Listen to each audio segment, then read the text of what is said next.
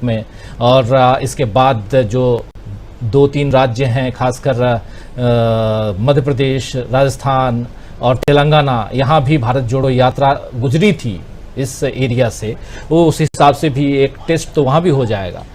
क्या एक बहुत बड़ा हथियार कहें, पॉलिटिकल हथियार अगर माना जाए, तो वो मिल गया है कांग्रेस के पास, जिसमें क्योंकि राहुल गांधी भी बार बार कहते हैं कि मिलियंस ऑफ पीपल के साथ मैं मिला हूं और मैं जानता हूं कि भारत की आत्मा में क्या बसता है, भारत के लोग क्या सोचते हैं, ये मैं सड़कों पे चल के समझ गया हूं। ये बात राहुल गांधी इस प्रेस कॉन्फ्रेंस में भी, प्रेस क्लब में वॉशिंगटन डीसी में भी कहते हुए सुने गए। तो क्या उम्मीदें यहाँ पाल के, या उम्मीदें हैं भारत जोड़ो यात्रा को लेकर के और पार्ट 2 को लेकर के, और इसका रिफ्लेक्शन उधर अमेरिका में जो हो रहा है उसको, या उससे पहले कैम्ब्रिज में जब मिले थे तब, या लंदन में? देखिए राजीव जी, जब समय बदलता है तो सब चीज़ें आपके अनुकूल होने लगती हैं। राहुल गांधी जब यहाँ से गए तो वो भारत जोड़ो यात्रा करके गए, कर्नाटक जीत के गए, तो अमेरिका में उन्हें बहुत ही शानदार रिस्पांस मिला, और अमेरिका से जो शानदार रिस्पांस मिला उसको लेकर जब वापस भारत आएंगे तो उन्हें यहाँ पे भारत में उससे भी ज़्यादा मिलेगा। तो ये सब चीज़ें एक के बाद एक जो है मल्टीप्लाई होती चली जाती हैं जब परिस्थितियाँ आपके अनुकूल होने लगती हैं। 9 साल मोदी जी को हो गए, और इस 9 साल के बाद एक बड़ा सर्वे आया है, जो अभी गोदी मीडिया उसको ज़्यादा चला नहीं रहा है, मगर कहीं कहीं कुछ जगह हमने उसको देखा। उस सर्वे में ये बताया गया है कि लोग सबसे ज़्यादा बेरोजगारी और महंगाई से परेशान हैं जी। लोग जो हैं भ्रष्टाचार के सवाल उठाने लगे हैं। लोग जो हैं अब ये बात करने लगे हैं कि हिंदू मुसलमान की राजनीति बहुत हो गई, हमें शांति चाहिए। तो ये जो सारे सवाल हैं ये इसीलिए सामने आए कि राहुल की यात्रा सफल हुई, कांग्रेस ने कर्नाटक जीता, और कांग्रेस जो है अब विपक्षी एकता के लिए गंभीर प्रयास में साथ दे रही है जी। तो ये सारी जो चीजें हैं इसका असर जनता पे भी होता है। तो अब आज अब देखेंगे कि राहुल गांधी जब अमेरिका से वापस इंडिया आएंगे तो चीजें बहुत तेज गति से मूव करने लगेंगी। आज की स्थिति यह है कि कांग्रेस 3 राज्यों में जो चुनाव होने वाले हैं 4 महीने बाद ही वो हो जाएंगे, मध्य प्रदेश, राजस्थान और छत्तीसगढ़, तीनों जगह बहुत अच्छी पोजीशन में है। राजस्थान में कांग्रेस के अपने अंदरूनी विवाद हैं, लेकिन उतने ही अंदरूनी विवाद भाजपा के भी हैं। इसलिए दोनों कमजोर पार्टियां वहां जब लड़ेंगी तो उसमें क्या होगा कहना थोड़ा सा मुश्किल हो जाता है। मगर यह नहीं है कि कांग्रेस में गहलोत और पायलट लड़ रहे हैं, बीजेपी में सब अच्छा है। अभी आपने देखा कि अजमेर में जब प्रधानमंत्री मोदी गए तो वहां वसुंधरा राजे को, जो बीजेपी की सबसे बड़ी नेता हैं राजस्थान की, उन्हें कोई बहुत अच्छा जो है रिस्पांस वहां नहीं दिया गया जी। और बिना वसुंधरा राजे के अगर मोदी जी फैसला करते हैं कि उन्हें सामने लाए बिना वो चुनाव लड़ते हैं तो कांग्रेस के बहुत फायदे में जाने वाला सौदा होगा। मध्य प्रदेश कांग्रेस के लिए बहुत अच्छा है। जहां तक छत्तीसगढ़ का सवाल है वो भी ठीक है, क्योंकि वहां जो कांग्रेस को सबसे बड़ा फायदा ये है कि वहां विपक्ष नहीं है। इसका फायदा बघेल साहब उठा रहे हैं कि रमन सिंह जी जो थे, जिन्होंने 15 साल सरकार चलाई, वो अब काफ़ी कमज़ोर स्थिति में आ गए हैं और कोई दूसरा नेतृत्व विकसित नहीं हुआ है। तो वो बीजेपी की तरफ से पॉलिटिकल वैक्यूम का फ़ायदा वहाँ पे जो है, वहाँ पे वो कांग्रेस को मिल सकता है। तो इन 3 राज्यों के चुनाव में कांग्रेस अच्छा करेगी। और चौथा राज्य वो भी इम्पॉर्टेंट है, वहाँ भी कांग्रेस मुख्य प्लेयर है, वहाँ बीजेपी नहीं है। वो वहाँ पे, हाँ, तेलंगाना में, वहाँ पे वो टीआरएस से चुनाव लड़ने वाली है। तो वहाँ पे भी कांग्रेस कोई बहुत बड़ा प्रदर्शन नहीं करेगी, बहुत ही मुकाबले की लड़ाई है वहाँ पे।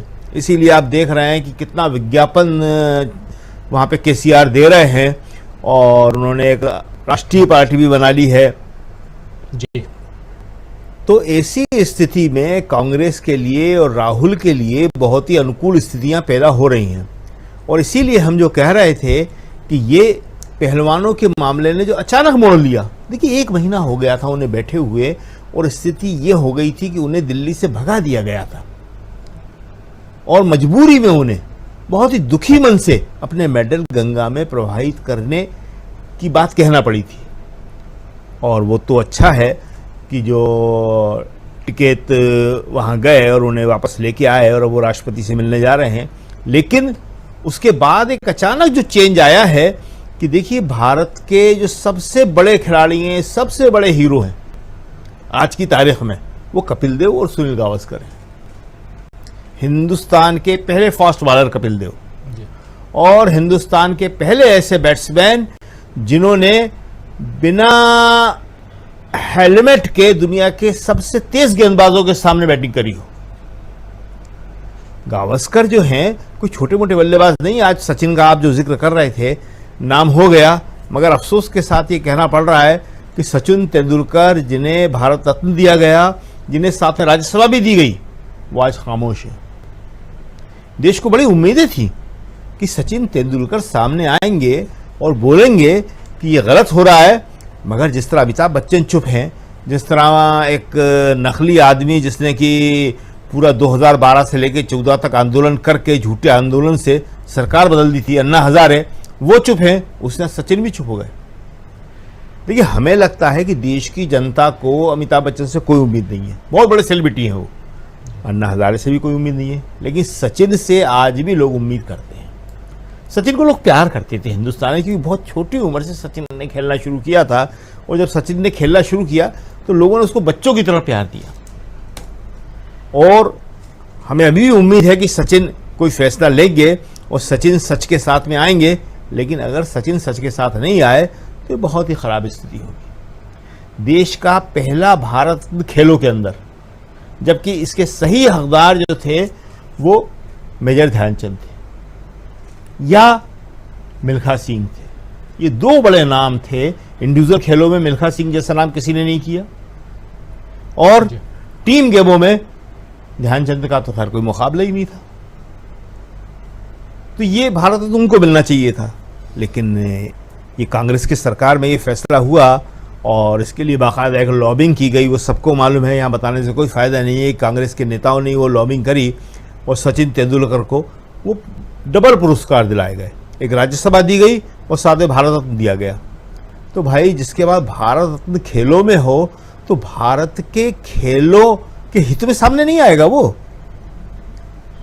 आज वर्ल्ड रेसलिंग जो एसोसिएशन है वो आपको धमकी दे रही है कि हम आपके कुश्ती को विश्व खेलों में शामिल नहीं करेंगे और आप चुप बैठे हुए हैं।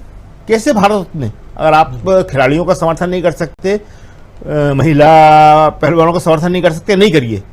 आप देश को उसका भारत रत्न वापस कर दीजिए।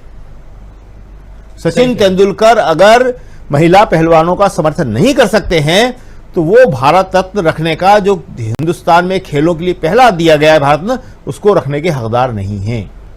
उन्हें उस भारत रत्न को वापस कर देना चाहिए। और कपिल देव ने ये बात साबित कर दी कि वो हिंदुस्तान के दिलों पे राज करने वाला सबसे बड़ा खिलाड़ी वही है।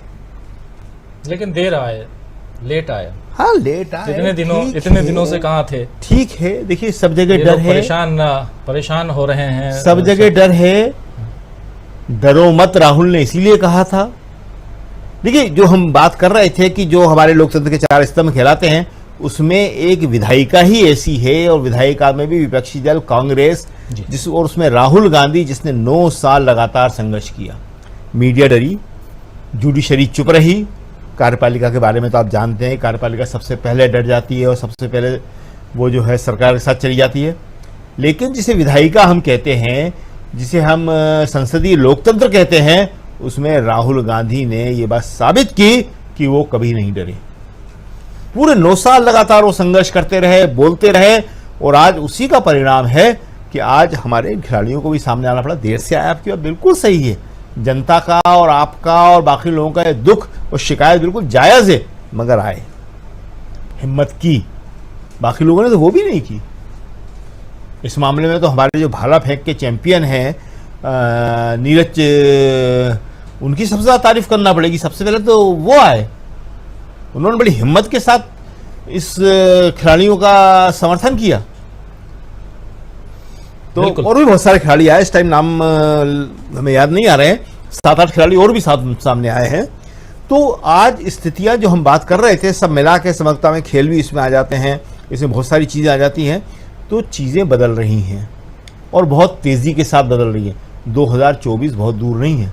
हमने पहले भी कहा भी था, लिखा भी था कि कर्नाटक वो सेमीफाइनल है कि जो इस सेमी को जीतेगा वो फाइनल जीतने का भी हकदार बन जाएगा। कर्नाटक जीत के कांग्रेस ने एक बहुत बड़ा काम किया है और वो इस लड़ाई में अब काफी आगे निकल गई है और कांग्रेस आगे है और बीजेपी को उसे फॉलो करना पड़ रहा है। जी बिल्कुल, जी बीजेपी फॉलो कर रही है, लेकिन यहां पर एक जो घटनाक्रम बहुत तेजी से बदलता हुआ भारत में आप देख रहे हैं। मणिपुर उधर जल रहा है, बहुत दिनों से मणिपुर में उथल पुथल की स्थिति है और 3 समुदाय, नगा, कुकी और मैतेई, नगा और कुकी एक साथ, मैतेई अलग, और इनके बीच जो कुछ पिछले लगभग 1.5 महीने से आप लोग देख रहे हैं और एक लंबे 1.5 क्या 2 महीने से ज़्यादा का वक्त हो गया और अब जाकर के देश के गृह मंत्री वहां पहुंचे। और दूसरी बात रेसलर्स के साथ भी, जनवरी में आते हैं रेसलर्स यहाँ जंतर मंतर पे, 3 दिन के बाद चले जाते हैं, उसके